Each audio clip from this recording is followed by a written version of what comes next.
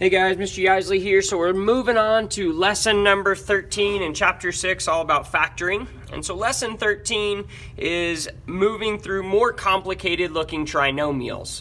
But the process, again, still the exact same. We're going to go through all the steps, all 7 steps of the AC method, and that will get us to our final answer. So let's take a look at an example. In example A, we've got 4x squared plus 13x plus 3. So first step, check for a greatest common factor. Well, I know right away that 4 and 13 do not have anything in common because 13 is a prime number and the only number that can go into 13 other than itself is 1. So I know that there is no greatest common factor other than 1 right away. So then we can go ahead, we don't have to factor anything out, and we can go ahead and move on to step 2, which is to multiply A times C. Well, A in this case is no longer 1, it is 4. So we've got 4 right here that we're going to multiply, times our C, which is a positive 3. So this is no different than what we did before, but before everything we had, A was 1, so it made it really easy. All right. So now we're going to multiply 4 times 3. That's our first step. And 4 times 3 is 12. So there is our AC. So now we move on to step 3, which is to list the factors of it. So factors of 12 are 1 times 12, 2 times 6, 3 times 4. 4 is on our list, so there's the complete factor list of 12. So then we need to now go in, just like before, in step 4 and figure out which of those factor pairs can combine together to make B. Well, again, B is positive 13. So which of those can make positive 13? Well, that would be 1 plus 12. 1 plus 12 equals positive 13. So there are the factor pair that we are going to use. So now, again, we're on to the next step, step 5 in this, which we're going to rewrite the polynomial, splitting up the B term. So our first term comes down exactly as it is. So 4x squared stays the same. Then we are going to split the B term here into 2 terms, which are positive 1x and positive 12x.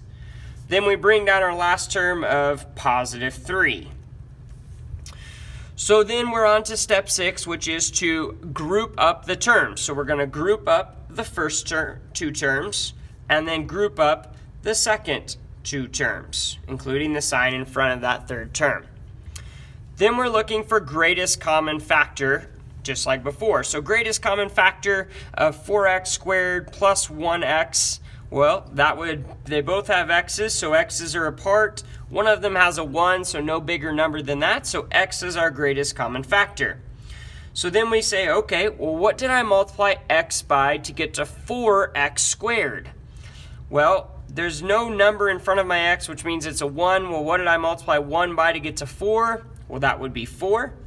And what did I multiply x by to get to x squared? Well, that would be x. So x times 4x equals 4x squared. Well, then what did I multiply x by to get to positive 1x? Well, that would be positive 1. And then move on to our second grouping. What's the greatest common factor of 12x plus 3? Well, that would be positive 3, because 3 goes into 12 and 3 goes into 3. They don't both have x's. So what did I multiply positive 3 by to get to positive 12x? Well, positive 3 times positive 4 equals positive 12, and then we need to bring the x down. And then what did I multiply positive 3 by to get to positive 3? Well, that would be positive 1. Now again, if we've done this correctly, we should have the same things in parentheses, which we do. 4x plus 1 here, 4x plus 1 there.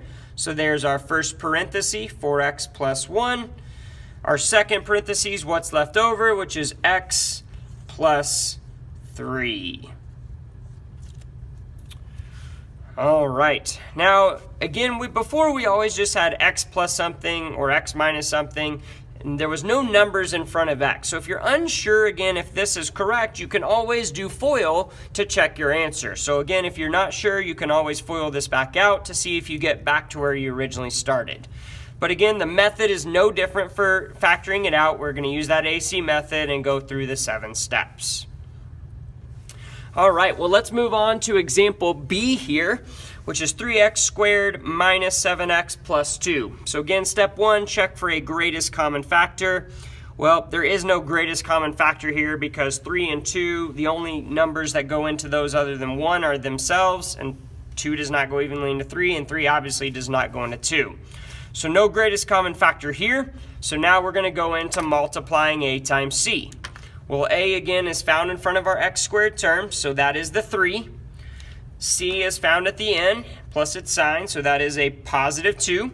So we're multiplying 3 times positive 2, which is a positive 6. So step 3 in AC method, list out the factor pairs. Well, factor pairs of 6 are 1 times 6 and 2 times 3. 3 is on our list, so there's all the factor pairs of 6. So then the goal is to make them, figure out which factor pairs can combine together to make B. Well, B in this case is negative 7. Well, again, we got to remember those rules of how do we get to positive numbers when we're multiplying, but when we combine, they end as negatives.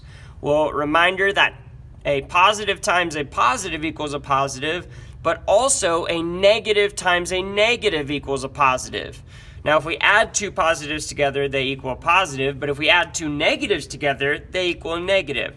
So remembering those rules, that means that both of my factors in my factor pair are going to have to be negative, because that would multiply together to make a positive, but when I combine them, I would have a negative.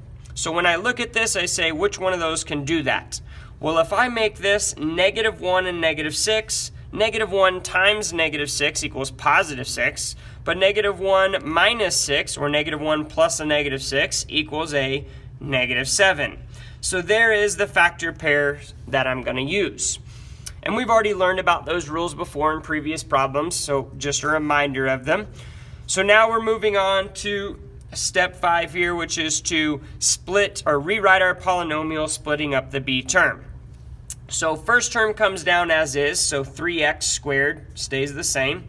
Split our b term of negative 7x into two terms, which again are negative 1x and negative 6x, and then bring down our last term of positive 2. Well, now step 6, we need to group them up. So group the first two terms, group the second two terms, including the sign on that third term, then factor out the greatest common factor. So 3x squared minus 1x, greatest common factor is x. Well, what did I multiply x by to get to 3x squared? Well, the coefficient of x is 1. 1 times 3 equals 3. And then x times x equals x squared. So this is 3x. Well, what did I multiply x by to get to negative 1x? Well, that would be negative 1. The greatest common factor now of negative 6x plus 2. Well, they don't both have x's, so it's not an x. But I do know that 2 goes into both 2 and 6. So I need to bring out a 2. And then because my lead term was negative, remember that means that this is going to be negative as well. So then what did I multiply negative 2 by to get to negative 6x? Well, negative 2 times positive 3 equals negative 6. And then I need to bring my x down. And then what did I multiply negative 2 by to get to positive 2? Well, negative 2 times negative 1 equals positive 2.